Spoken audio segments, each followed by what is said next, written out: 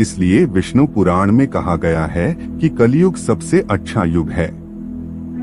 सनातन धर्म और वेदों में 4 युगों की मान्यता है।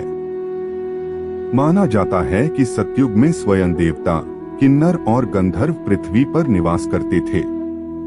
हमारे धर्म ग्रंथों में किन्नरों और गंधर्वों के बारे में विस्तार से बताया गया है।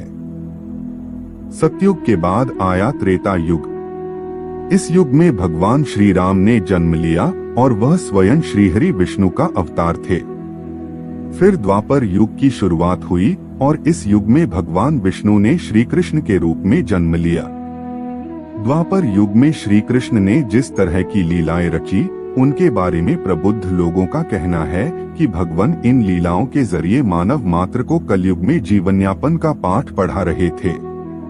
वीडियो में आगे बढ़ने से पहले हमारे YouTube चैनल हिंदू ज्ञान संगम को लाइक सब्सक्राइब करें और कमेंट में राधे राधे लिख दें। आपका कल्याण ही कल्याण होगा।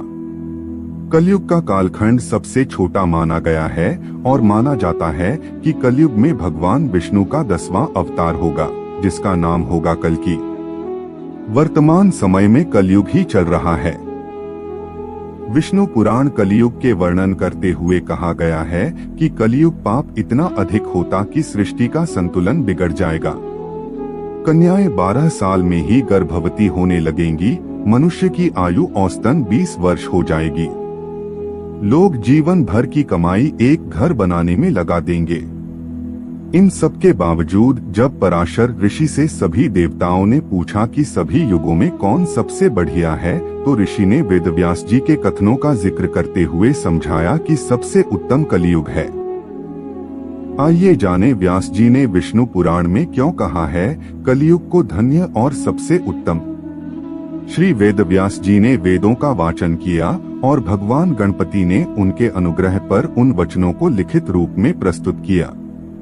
श्री वेदव्यास जी को ही वेदों का रचनाकार माना जाता है।